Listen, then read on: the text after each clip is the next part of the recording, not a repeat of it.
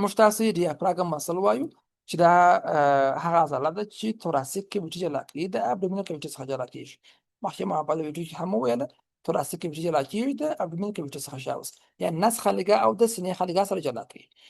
تنفس کې دی پرایمري رول لري شاوس، پرایمري مسل ده، ډېر مهم رول لري شاوس. اختر خو چې فلج سره مخامخ سي انسان مرګ سره لدی ورسره سي سو دا عضله چې دا یو ماسکولو ټینډینس سټرکچر لري شاوس، هم عضلاتي برخه لري هم ټینډن لري، سخته برخه لري، سخته برخه لري. اوس ته شریکو مخ راځي.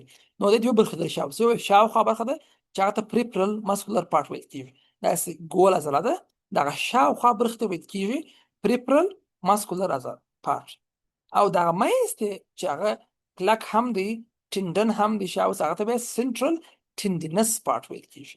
نو ډیافراګم دوه برخې لري، اوله شاوخوا ده چې هغه ته پریپرل پارت وایي، دویمه مرکزي برخه چې هغه ته سنټرل ټینډینس برخه ویل کیږي.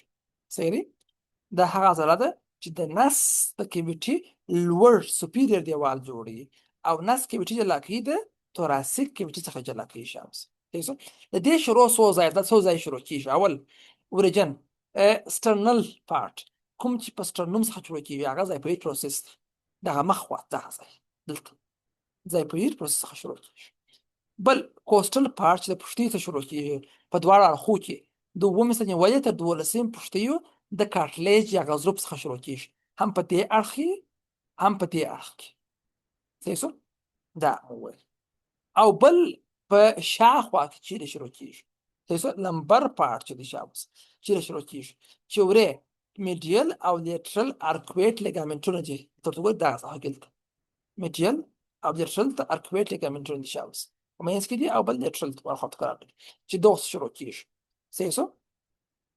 او بل لمبو کوسټر آرک دی، خپله لمبو کوسټر آرک دا کوس ویل کیږي.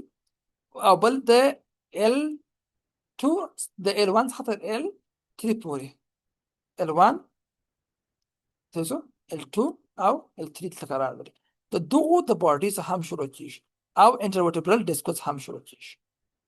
نو څلور ځای پنځه ځای تقریبا شروع شول. مخ خواته زایپویډ پروسس شو، اړخو ته د اوومې څخه 12 پورې پښتۍ غضارف شوله شابس، شاخواته یو خو دغه خپل لیګامنټونه دي ارکویټ لیګامنټونه د کوس معنا ده چې لیګامنټونه دي شابس، بل خپل لمبو سکرل آرک دی شابس کوس دی، او بل ته L1 څخه تر L3 پورې چې دي د وټبرا باډیانې او انټرورټیبرل ډیسک دي. صحیح شو؟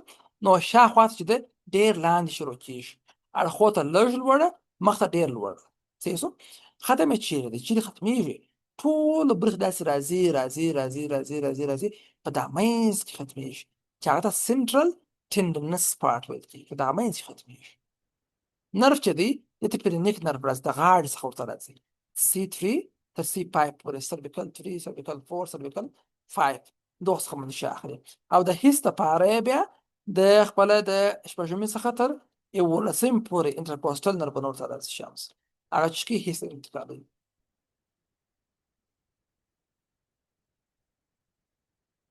ښه، نو یو بل چې دغه ډیافراګم زموږ تاسو لاندې خاصه ورته وګورو، شاو موقعیت لري مخصوص زایپویډ پروسس کې شاوس دواړه اړخو ته د اووم څخه تر 12 پورې دغه غضارف دي شروع کېږي، دغه لمبو کوسټل آرکونه دي شاوس دلته، او دلته خپله دغه ارکویټ لیګامنټونه دي شاوس میډیل او لیټرل، دلته لمبر L1 L2 او L3 دغه څخه هم شروع کېږي، لوړه پورته کېږي.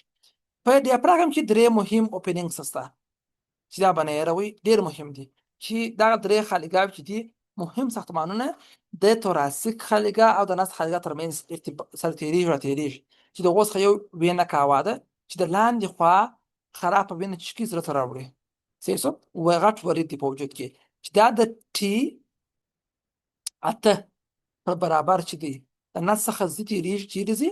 راپورته کېږي توراسیک ته راځي، دا خط چې داسې وینه دا دلته راوځي وینه کاوا انفیریر شاوس یا انفیریر وینا کاوا، دا چې د لاندې خوا ټوله خرابه وینه راوړي، یا خرابه نه وایو ډي اکسیجنیټ وینه راوړي شاوس، هغه ډیافراګم څخه دغه وځي توراسیک کیویټي ته ځي، زړه ته داخلېږي چې دا په T8 کې دغه کار کېږي شاوس. او بل چې وخپله بل اوپنین چې دی هغه ایزوفاجل ایزوفاجل اوپنینګ دی چې هغه دغه دوهم دی، دغه د مرۍ دپاره دی. مرۍ د سینې څخه راځي و نس ته راوځي چې دا په ټي لس ساحه کې شاوخوا دا کار کېږي. دا به هم نه هېروئ چې دا په ټي لس کې د سینې څخه دا راوځي و نس ته راځي. مریض موږ تاسې مرۍ چې بیا د معدې سره چکي وسلېږي ورسره. او شاخوا ته بیا اورټیک اوپنینګ دغه لاندې تاسې وینئ دا اورټیک اوپنینګ سره چې راوتلی د اورټا د شاوس چې دا یې شاته موقعیت لري. دا یې په ټي 12 کې موقعیت لري. ټي 12 نو ټي اته جفتې ټوله ټي لس او ټي 12 دا به نه هېروئ چې اول انفیبینک هوا ده په اتم کې، بیا ایزوفاګس دی په 12 کې اورټیک اورټا د شاوس چې دا ځینې راوځي سیسو د دغه نس او د توراڅیک پټۍ ترمنځ موقعیت لري شاوس. وظیفه یې څه ده؟ خپله د پښتۍ په لاندې خښول کومک کوي ډیافراګم، او دا بریتینګ یا تنفس لپاره دا پرایمري مسل ده، اولنۍ عضله ده چې ډېر مهم رول لري. دا اوس موږ تاسې د نس هغه سوپیریر مسل چې لوړې موقعیت درلودی